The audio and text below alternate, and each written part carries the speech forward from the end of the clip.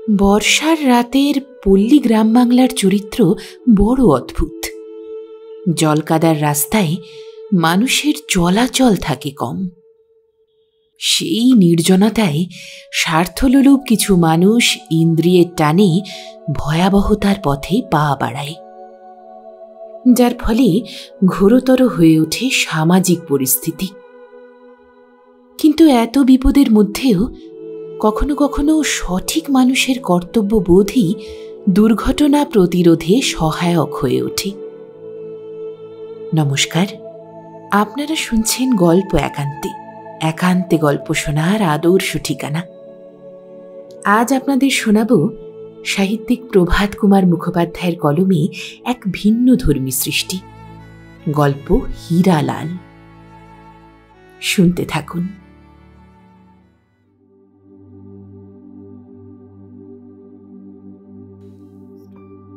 হীরালাল জাতিতে ডোম, বৃদ্ধ হইয়াছে। বয়স 60 বৎসরের কম হইবে না। আকার খর্ব, দেহখানি ঘোর কৃষ্ণবর্ণ, অধিক স্থূলও নহে কৃশও নহে। কিন্তু এত বয়স হইলেও তাহার দেহে এখনো বিলক্ষণ বল আছে। একদিনে সে অনায়াসেই 10 ক্রোশ পথ চলিতে সমর্থ। তাহার চক্ষুর জ্যোতি আজিও অটুট আছে।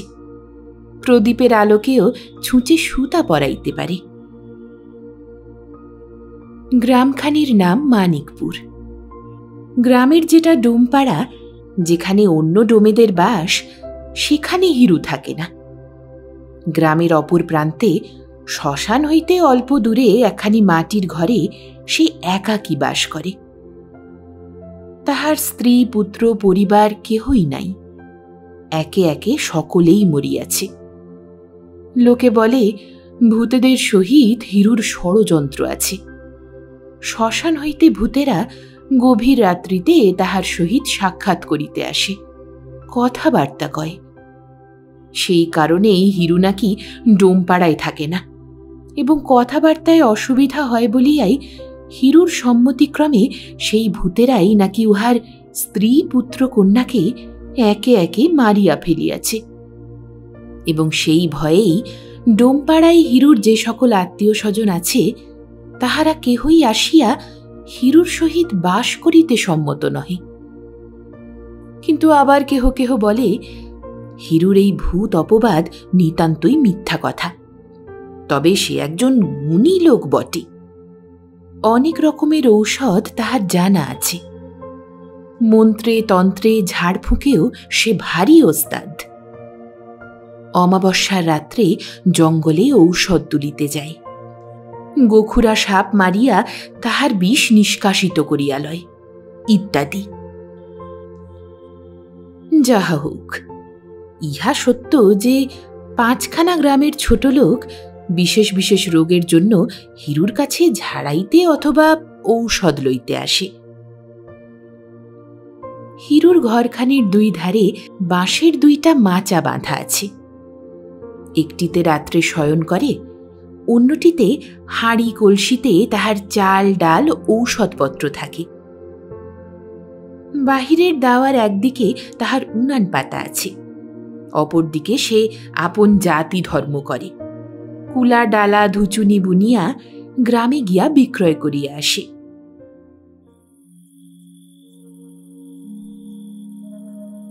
রাত্রি তখন 11টা। শ্রাবণ মাস, শুক্লপক্ষের ত্রয়োদশী। কিন্তু আকাশ মেঘাচ্ছন্ন বলিয়া চারিদিক অন্ধকার। মাঝে মাঝে টিপটিপ করিয়া বৃষ্টি হইতেছে, আবার বন্ধ হইয়া যাইতেছে। হিরু ঘরের মধ্যে প্রদীপের আলোয় বসিয়া একটা ধুচুনি বোনা শেষ করিতেছিল। দ্বার খোলা ছিল। প্রদীপের খানিকটা আলো দাওয়ার ওপর গিয়া পড়িয়াছিল। হিরু হঠাৎ বাহিরে চাহিয়া দেখিল, স্ত্রীলোকের মতো কাপড় পরা কে একজন মানুষ তাহার দাওয়ায় দাঁড়াইয়া আছে। হিরু জিজ্ঞাসা করিল, কে গা? মানুষটি আস্তে আস্তে ঘরের ভিতরে আসিয়া দাঁড়াইল। পরিধানে একখানি কলকা পেড়ে বিলাতি শাড়ি, ঘোমটায় মুখখানি ঢাকা। হিরু আবার জিজ্ঞাসা করিল, কে গা তুমি? আগন্তুক আস্তে আস্তে সেখানে বসিল। বসিয়া অতি স্নিগ্ধ স্বরে প্রায় ফিসফিস করিয়া বলিল,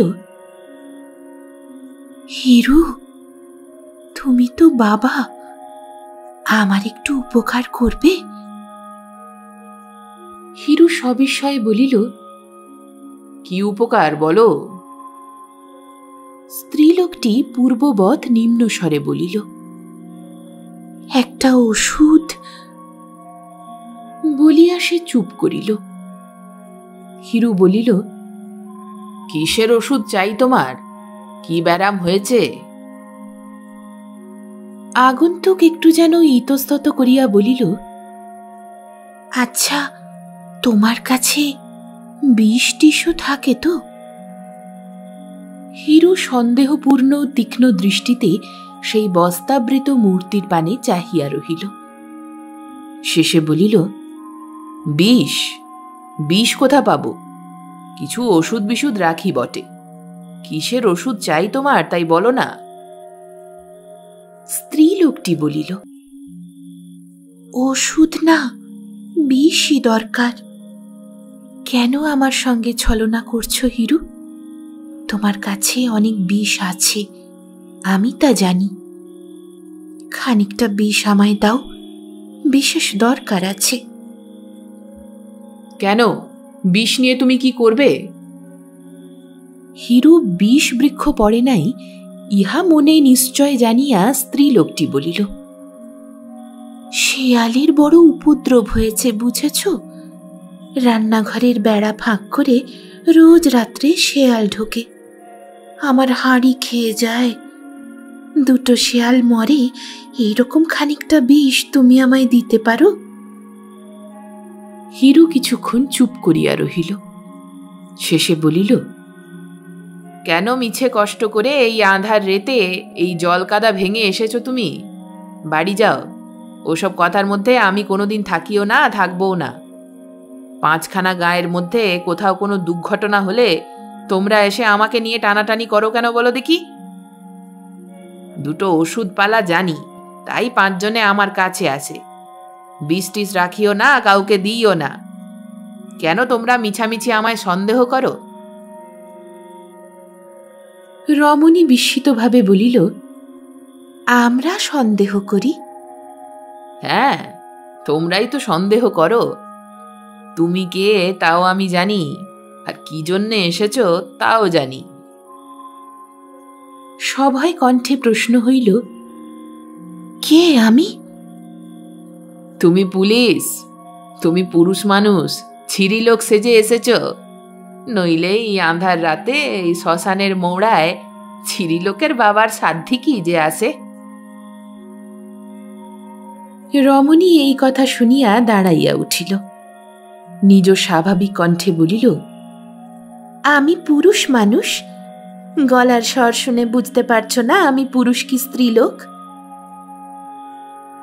হিরু বিস্মিত হইল। স্ত্রী কণ্ঠস্বরই বটে, তাছাড়া স্বরটা যেন হিরুর পরিচিত বলিয়াই বোধ হইল। কার কণ্ঠস্বর তাহাই সে স্মরণ করিতে চেষ্টা করিতেছিল, কিন্তু তাহাকে সংশয়াপন্ন মনে করিয়া স্ত্রীলোকটি বলিল, এখনো সন্দেহ? তবে দেখো। বলিয়া সেই অবগুণ্ঠনবতী যুবতী কম্পিত হস্তে ধীরে ধীরে নিজের বসন উদ্ঘাটিত করিয়া দিবার চেষ্টা করিল। হিরু মাথাটি হেঁট করিয়া বলিল, রাম রাম। মা, বসো বসো। রমণী উপবেশন করিল। হিরু বলিল, আজকাল পুলিশের ভারী উপদ্রব হয়েছে। তোমার ঘোমটা দেখে, তোমার ফিস ফিস কথা শুনে আমি তাই সন্দেহ করছিলাম তুমি জাল মেয়ে মানুষ, আসলে হয়তো পুলিশের কোনো টিকটিকি। স্ত্রীলোকটি অবগুণ্ঠনের ভিতর হইতে বলিল, এখন তোমার সন্দেহ গেল তো? আমি যা চাই আমায় দাও তবে। এখন আর ফিসফিস করিয়া নহে, রমণী স্বাভাবিক কণ্ঠেই কথা কহিতে লাগিল। তুমি যা চাও তা আমি তোমায় দিতে পারি, কিন্তু এসব জিনিসের দাম খুব বেশি, তা জানো তো? জানি, 50 টাকা আমি এনেছি, এই নাও। বলিয়া নিজ কটিদেশ হইতে একটি গেঁজে খুলিয়া লইয়া হিরুর সম্মুখে রাখিয়া বলিল, গুনে নাও। হিরু বলিল, তোমার শেয়াল মরলে পুলিশে এসে যখন আমায় ধরে নিয়ে যাবে তখনও 50 তো তাদের পুজো দিতেই যাবে, আরো 50 চাই। আরো 50 চাই? আর তো আনিনি, অত বেশি লাগবে তা তো জানতাম না। ঠিক আছে, কাল টাকা এনে জিনিস নিয়ে যেও। স্ত্রীলোকটি কাতর কণ্ঠে বলিল, কাল হলে চলবে না হিরু, আজই আমার চাই যে। তাছাড়া কাল আমার আসবার কোনো উপায়ও নেই। সে তুমি বোঝো, কিন্তু 100 টাকার কমে কাজ আমি পারবো না বাছা, আমার সাফ কথা। রমণী ক্ষণকাল মাত্র কি চিন্তা করিল, তারপর নিজ বাম প্রকোষ্ঠ হইতে স্বর্ণবলয় উন্মোচন করিয়া বলিল, এই নাও, এর দাম 50 টাকারও বেশি। দাও, আমার জিনিসটা দাও। হিরু বালাটি হাতে লইয়া প্রদীপের আলোকে ধরিয়া ঘুরাইয়া ফিরাইয়া সেটি পরীক্ষা করিল। তাহার পর গেঁজে হইতে টাকাগুলি খুলিয়া সাবধানে নিঃশব্দে সেগুলি গনিয়া দেখিল, ঠিক 50 টাকা আছে। টাকা এবং বালা মাচার উপর শয্যাতলে লুকাইয়া অপর মাচা হইতে একটি হাঁড়ি নামাইয়া লইল। তাহার ভিতর গাছের কতকগুলি শুষ্ক শিকড়, কয়েকটা শিশি এবং অনেকগুলো ছোট ছোট পুঁটুলি ছিল। একটা শিশি আলোকে ধরিয়া বেশ করিয়া পরীক্ষা করিয়া এক টুকরো ছেঁড়া কাগজের ওপর তাহা উপুড় করিল। কাগজে পড়িল কিসের কতকটা গুঁড়া। শিশিটা ছিপিবন্ধ করিয়া কাগজের মোড়কটি করিয়া রমণীর হাতে দিয়া বলিল, এই নাও, দুধের সঙ্গে মিশিয়ে দিও। এতেই হবে তো? দুটো শেয়াল মরবে তো? যথেষ্ট হবে। রমণী মোড়ক লইয়া বলিল, এ কি? বিষ, ভয়ানক জোর। যে শিয়ালকে খাওয়াবে 1 ঘন্টার মধ্যে তার শরীরে কলেরার সমস্ত লক্ষণ প্রকাশ পাবে। 2-3 ঘন্টার মধ্যেই লোকে ভাববে সে কলেরা হয়ে মরেছে, বুঝেছ? কলেরা, মনে রেখো। বেশ, বলিয়া রমণী অঞ্চলের কোণে মোড়কটি বাঁধিয়া লইল। বিনা বাক্য ব্যয়ে উঠিয়া ধীর পদে বাহির হইয়া গেল। হিরু তখন আলোকটি নিভাইয়া দিল। দাওয়ায় বাহির হইয়া পথের দিকে চাহিয়া রহিল। দেখিল কিছু দূরে শ্বেত বস্ত্রাবৃতা রমণী গ্রামাভিমুখে চলিয়া যাইতেছে। আরো কয়েক পদ গিয়া রমণী দাঁড়াইল। নিকটেই একটা বট গাছ ছিল। তাহার ছায়াতল হইতে একজন শ্বেত বস্ত্র পরিহিত মনুষ্য মূর্তি বাহির হইল। ছাতা খোলার মতো খট করিয়া একটা শব্দ হইল। তখন গুঁড়ি গুঁড়ি বৃষ্টি পড়িতেছে। উভয় মূর্তি অগ্রপশ্চাৎ ব্যবধানে গ্রামের দিকে চলিল। হিরু আস্তে আস্তে দ্বার বন্ধ করিয়া তাহাতে কুলুপ লাগাইয়া টোকা মাথায় দিয়া পথে নামিয়া নিঃশব্দে সেই শ্বেতবস্ত্র যুগলের অনুসরণ করিল। সেই নিশাচর ও নিশাচরীর অনুসরণে হিরু গ্রামের মধ্যে প্রবেশ করিল। কিছু দূরে গিয়া তাহাদিগকে একটা বাড়ির সদর দরজার তালা খুলিয়া তাহার মধ্যে প্রবেশ করিতে দেখিল। হিরু তখন মনে মনে বলিল, ও, তোমায় ঠিকই সন্দেহ করেছিলাম তাহলে। হিরু জানিত ইহা স্বর্গগত শশী মুখুজ্জের বাড়ি। সুতরাং বুঝিল যুবতী তাহারই পুত্রবধূ নীরদা। এই বাড়িতে হিরু মাঝে মাঝে আসিয়া নীরদাকে কুলাটা ডালাটা বিক্রয় করিয়া থাকে। গত 2 বৎসর যাবৎ ইহার স্বামী বিদেশে। হিরু শুনিয়াছিল নীরদার স্বামী শীঘ্রই বাড়ি আসিবে। 4 বৎসরের একটি ছেলে মাত্র লইয়া যুবতী একাকিনী এই গৃহে বাস করে। তাহার চরিত্র সম্বন্ধে গ্রামে একটা কানাঘুষা আছে। হিরুও তাহা শুনিয়াছিল, কিন্তু বিশ্বাস করিত না। এবার চাক্ষুষ প্রমাণ পাইয়া আপন মনে সে বলিল, তবে ঠিকই তো বলতো লোকে, যা করছিস করছিস তার উপর আবার এই, ওরে বেটা। হিরু নিঃশব্দে আপন ঘরে ফিরিয়া আসিয়া পা ধুইয়া এক ছিলিম তামাক সাজিয়া খাইয়া মাচাটির উপর উঠিয়া শয়ন করিয়া অবিলম্বে নিদ্রিত হইয়া পড়িল।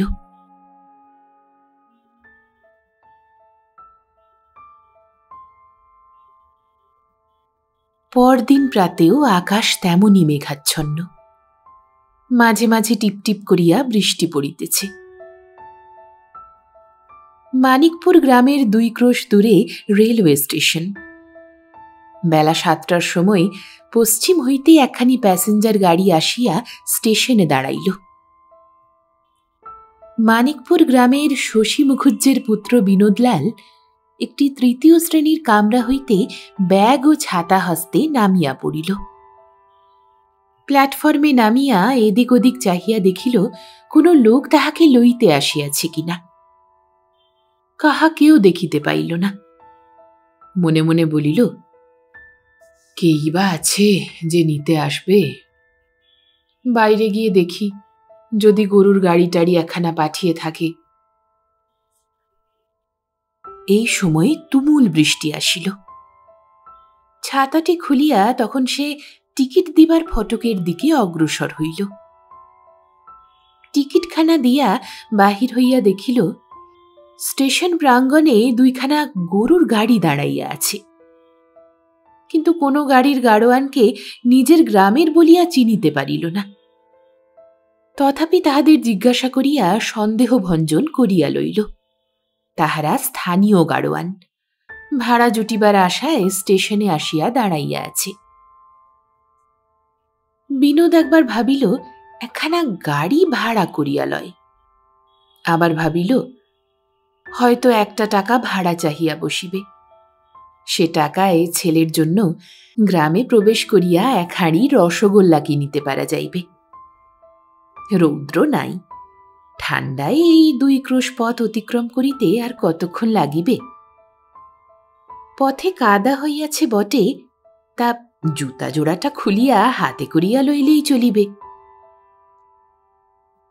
এইরূপ ভাবিয়া বিনোদ স্টেশনের প্রাঙ্গণ পার হইয়া জুতা জোড়াটি হাতে লইয়া নিজের গ্রামের পথ ধরিল। এই বিনোদ লোকটির বয়স এখন 30 বৎসর।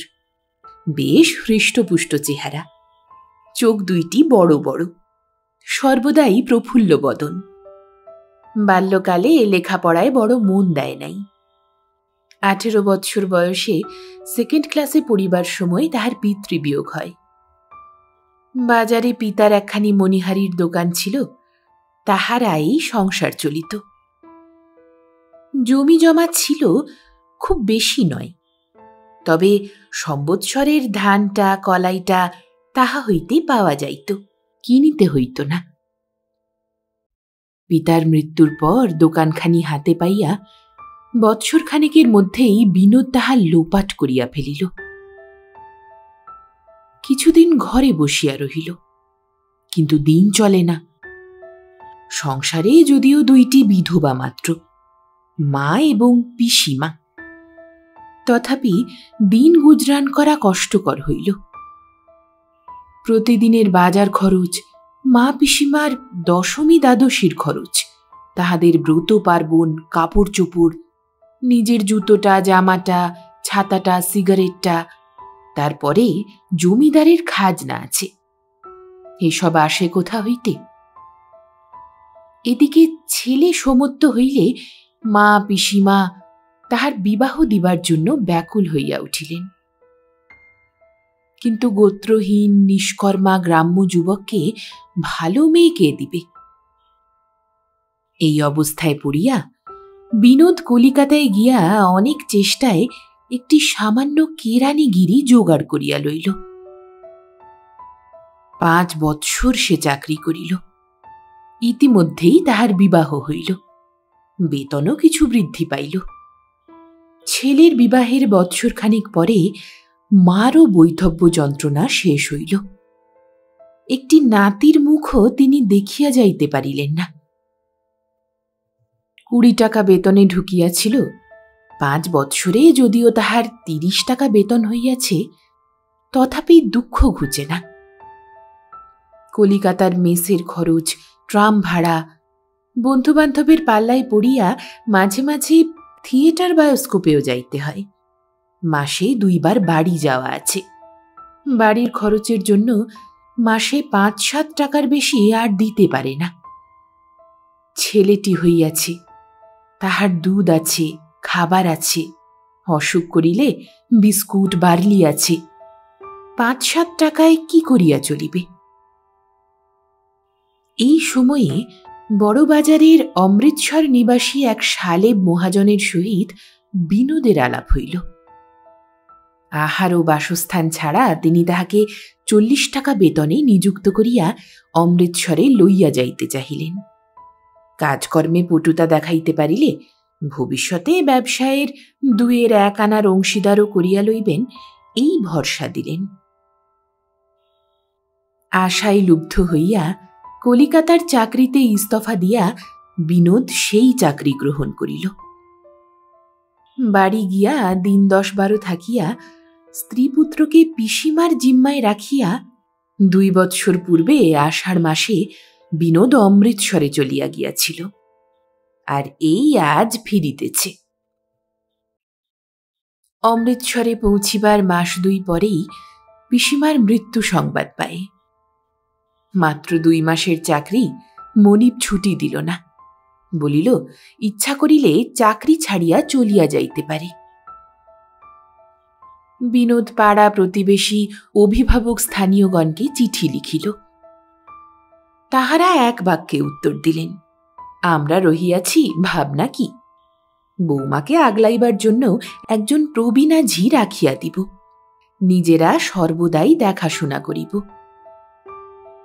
বিনোদের শ্বশুরবাড়ি গ্রাম হইতে অধিক দূরে নহে, কিন্তু তাহার শ্বশুর শাশুড়ি নাই, শালারাও কেহ জীবিত নাই। বিধবা খুড় শাশুড়ি তাহার নাবালক পুত্রকন্যাগণ সহ সেইখানেই বাস করেন।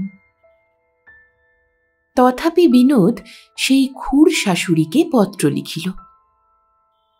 তিনি উত্তর দিলেন, সে কি হয় বাবা, তোমার বাপ পিতামহের ভিটায় সন্ধ্যা পড়বে না, এ কেমন কথা? নীরদা সেইখানেই থাকুক, পরে তুমি সুবিধা মতো তাহাকে তোমার চাকরি স্থানে লইয়া যাইও। নীরদা অমৃতসরে গেলে বাপ পিতামহের ভিটায় তবে কে সন্ধ্যা দিবে?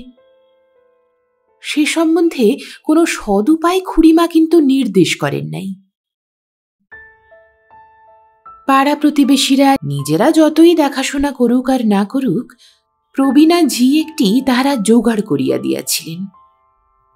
কিন্তু 1 মাস 2 পরে নীরদার সহিত ঝগড়া করিয়া সে চলিয়া যায়। তাহার পর একটি ঠিকা ঝি রাখা হইল। সে হাট বাজার করিয়া বাসন মাজিয়া দিয়া চলিয়া যায়। বিনোদ বাড়ি গিয়া স্ত্রীকে লইয়া আসিবে বলিয়া মাঝে মাঝে ছুটি চাহিয়াছিল, কিন্তু গভর্নমেন্টের আপিস তো নহে, মহাজনী কারবার। আজ না কাল, এ মাসে না ও মাসে, এই করিয়া এতদিনের পর তাহারা বিনোদকে 1 মাসের ছুটি দিয়াছিলেন।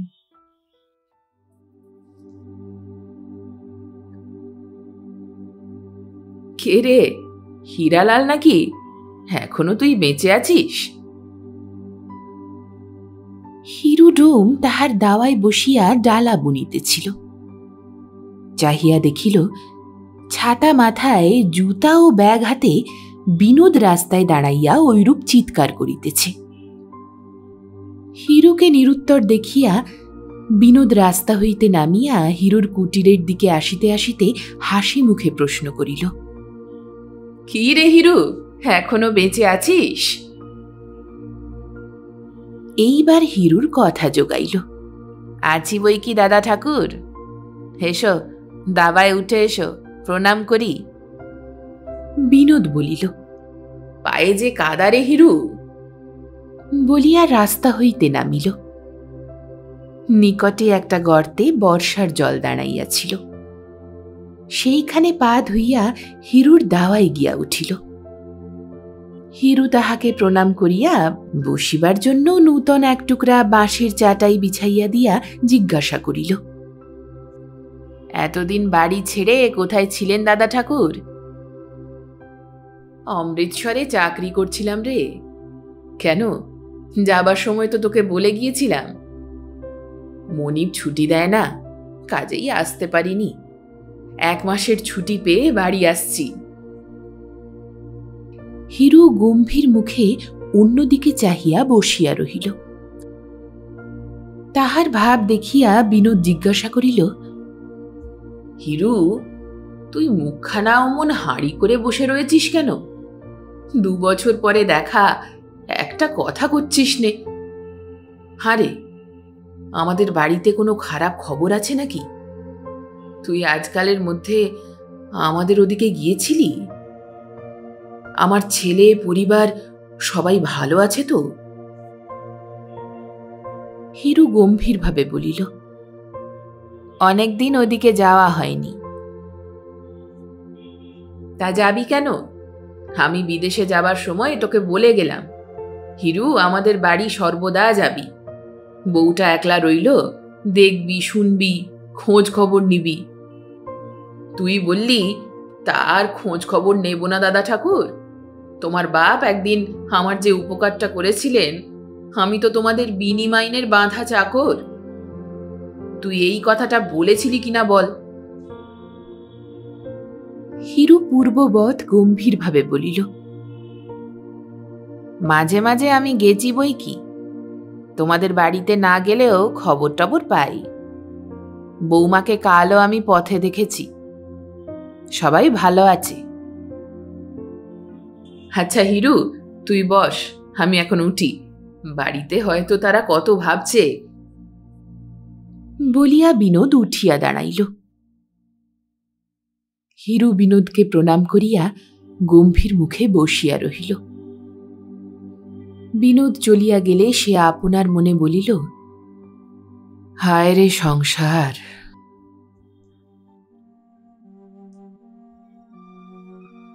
আজ আর হিরু কুলা ডালা লইয়া গ্রামে বিক্রয় করিতে বাহির হইল না। সমস্ত দিন ঘরে বসিয়া রহিল, তামাক খাইল, অনেক চিন্তা করিল।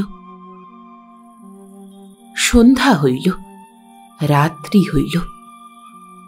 যখন প্রায় 12টা, হিরু তখন গত রাত্রে প্রাপ্ত সেই বালা এবং টাকা 50টি লইয়া কোমরে বাঁধিয়া ঘর বন্ধ করিয়া আস্তে আস্তে বাহির হইল।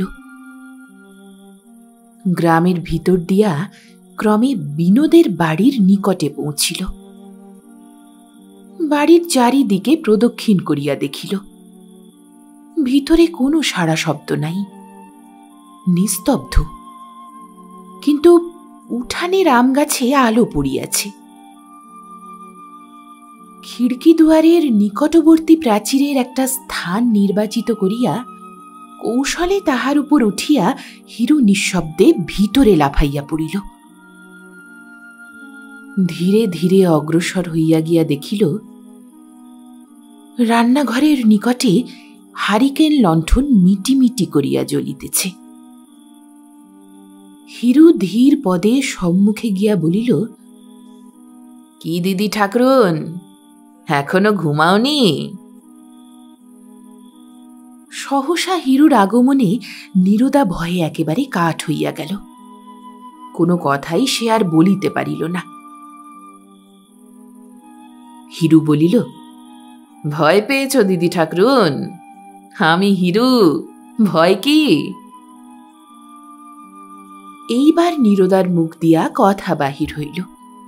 সে বলিল, হিরু, তুই চোরের মতো এখানে কি করছিস? বাড়ি ঢুকলি কি করে?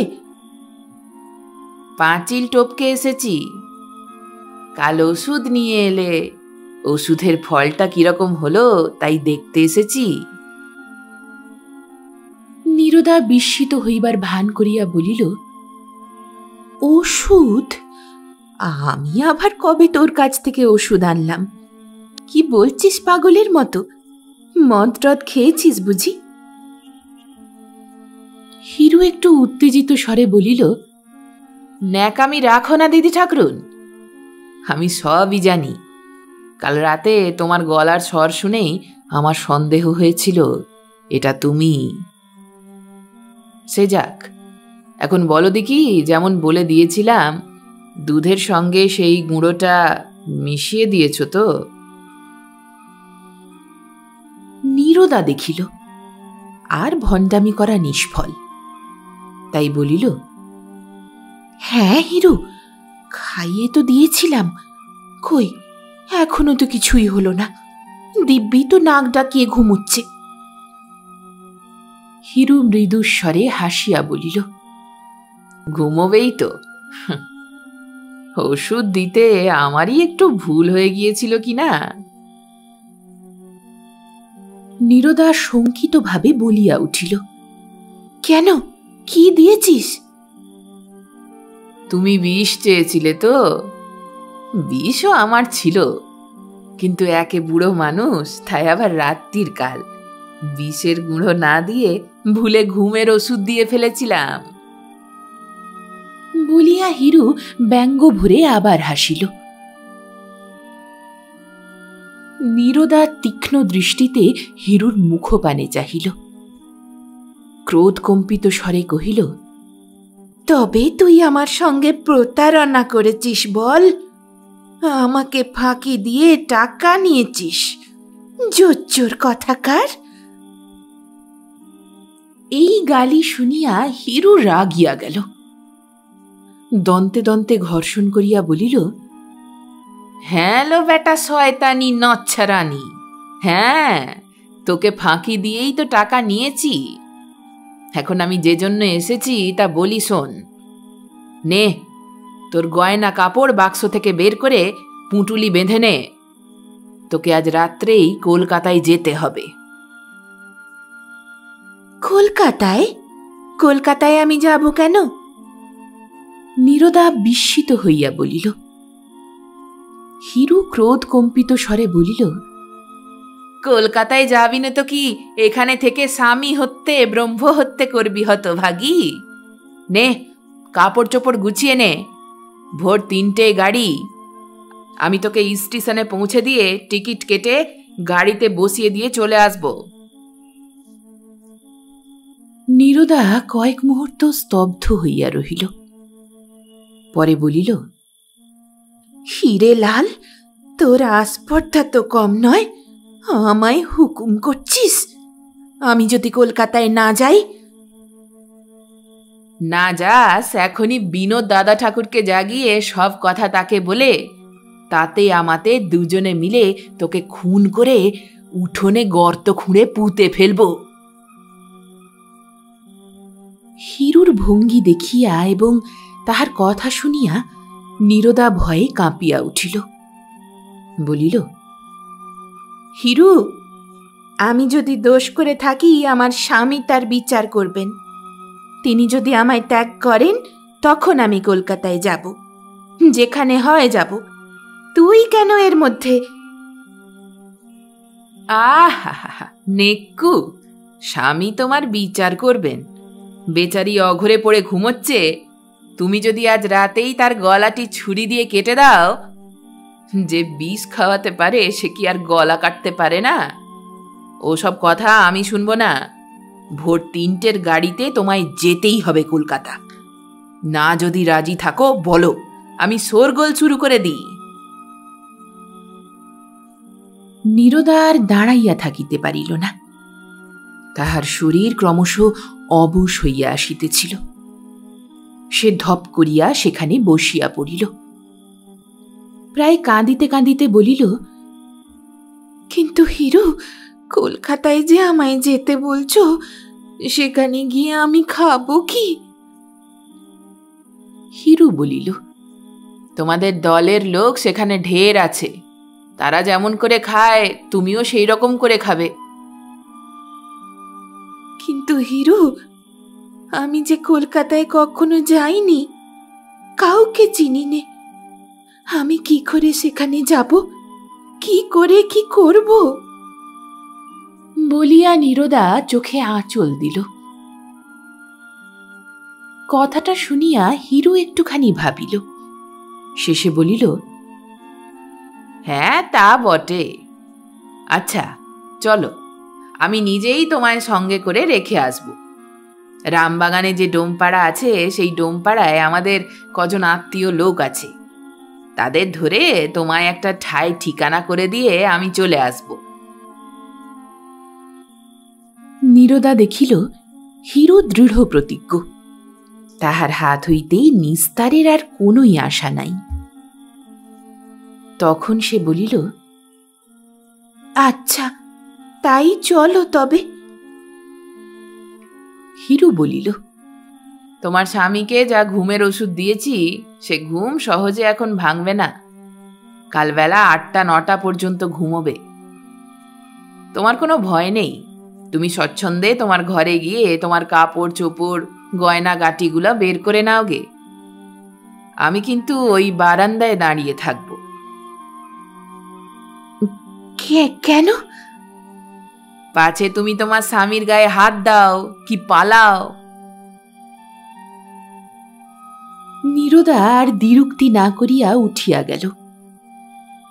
হিরু তাহার পশ্চাৎ পশ্চাৎ গিয়া বারান্দায় উঠিয়া ঠিক দরজা আগলাইয়া দাঁড়াইয়া রহিল। খাটের উপর দেখিল ছেলেটিকে পাশে লইয়া বিনোদ নাসিকা গর্জন পূর্বক অঘরে ঘুমাইতেছে। নীরদা বাক্স প্যাটরা খুলিয়া নিজ বস্ত্রালঙ্কার বাহির করিয়া একটি পুঁটুলিতে বাঁধিতে লাগিল।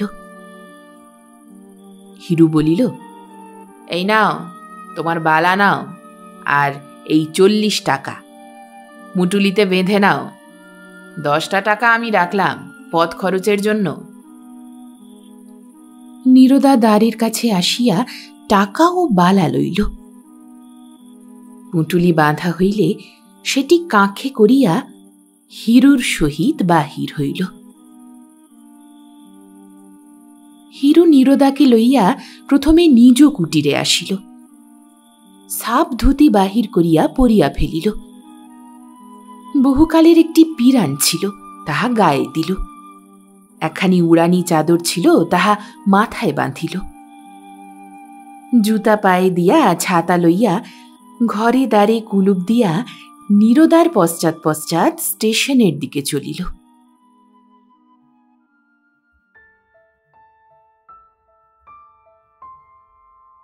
পরদিন প্রাতে নিদ্রাভঙ্গে বিনোদ স্ত্রীকে দেখিতে না পাইয়া অত্যন্ত ব্যাকুল হইয়া তাহার অন্বেষণে ব্যাপৃত হইল। ছেলেটা মা মা করিয়া কাঁদিতে লাগিল। ক্রমে বিনোদ অভাগিনীর পদস্খলনের বৃত্তান্ত অবগত হইল।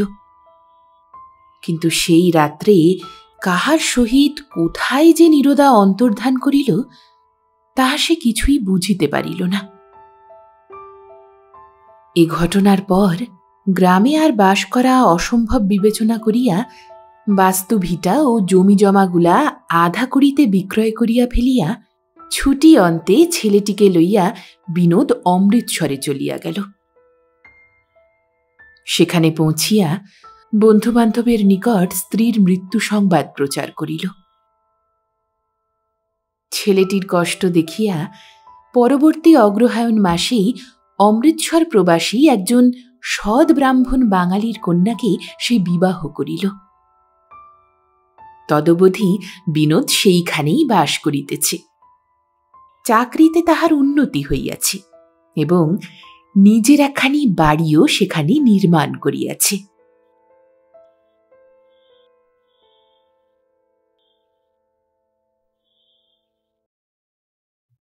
শুনছিলেন সাহিত্যিক প্রভাত কুমার মুখোপাধ্যায়ের কলমে গল্প হীরালাল। গল্প পাঠে আমি রিয়া। গল্পটি কেমন লাগলো কমেন্ট করে আপনার মতামত অবশ্যই জানাবেন। ভালো লাগলে একটি লাইক আর পরবর্তী গল্প শোনার জন্য সাবস্ক্রাইব করতে ভুলবেন না। আর হ্যাঁ, গল্প একান্তে এখন এসে গিয়েছে ফেসবুকেও। ফেসবুকে গিয়ে গল্প একান্তে রিয়া সার্চ করলেই আপনি পেয়ে যাবেন আমাদের ফেসবুক পেজটি। ফলো করতে ভুলবেন না। সঙ্গে থাকুন, শুনতে থাকুন গল্প একান্তে।